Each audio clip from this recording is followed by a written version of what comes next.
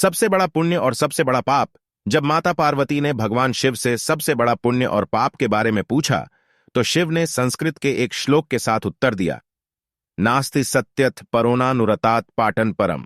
अर्थात मनुष्य का सबसे बड़ा गुण आदरणीय और सदा सच्चा रहना है, जबकि सबसे बड़ा पाप बेईमानी करना या ऐसे कृत्य का समर्थन करना है। एक व्यक्ति को हमेशा ऐसे कार्यों में लिप्त होना चाहिए जो ईमानदार और सच्चे हों और उनके होने की धार्मिकता को नुकसान न पहुंचाएं। अपने प्रलोभनों को मत सुनो। जब माता पार्वती ने भगवान शिव से सभी कष्टों का कारण पूछा, तो भगवान शिव ने पार्वती से कहा कि प्रलोभन ही सभी कष्टों का एकमात्र कारण है। संसार में 3 प्रकार के प्रलोभन होते हैं। 1. आंखों की वासना का अर्थ है भौतिकवाद। यह विश्वास कि धन और संपत्ति जीवन में सबसे महत्वपूर्ण चीजें हैं। 2. शरीर की वासना का अर्थ है सुखवाद। यह विश्वास के जीवन में किसी भी चीज की तुलना में आनंद सबसे महत्वपूर्ण है। 3.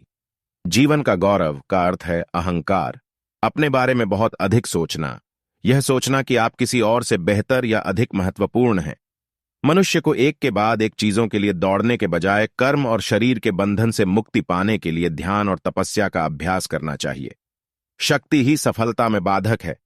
जब माता पार्वती ने भगवान शिव से पूछा कि मनुष्य अपने कार्यों में असफल क्यों होता है, तो भगवान शिव ने बताया कि आसक्ति ही सभी समस्याओं का मूल कारण है। आसक्ति और प्रेम ठहराव की ओर ले जाता है और सफलता में बाधा डालता है। जब आप दुनिया के सभी मोह और प्रलोभनों से मुक्त हो जाते हैं, तो ऐसा कुछ भी नहीं है जो आपके जीवन में सफलता प्राप्त करने से रोक सके। अलग होने का एकमात्र तरीका है कि आप अपने मन को प्रशिक्षित करें और इसे इस मानव रूप की अस्थायीता को समझें। अपने कार्यों को बुद्धिमानी से चुनें। शिव ने पार्वती से कहा कि लोगों को कभी भी किसी भी प्रकार की कार्रवाई में लिप्त या संबद्ध नहीं होना चाहिए जिसमें शब्दों, कार्यों और विचारों या मन के माध्यम से पाप शामिल हो। मनुष्य जो कुछ भी काटता है वह उसी का फल है जिसे उसने खुद बोया है। उसका भाग्य उसके कार्यों का परिणाम है।